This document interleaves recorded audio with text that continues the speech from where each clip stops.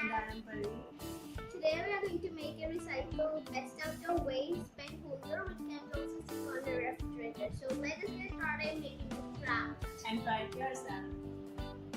Things needed: a box. I'm using, you can use any one of your choice. Paint and a paintbrush, magnet and embellishments.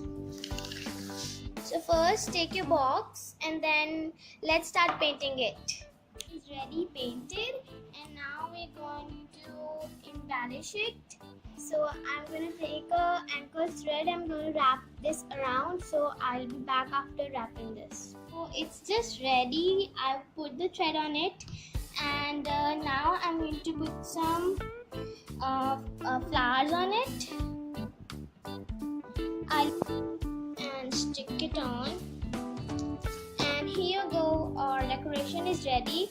Now we'll put the magnet over it, and the magnet is just optional. You can also stick it on the walls or etc.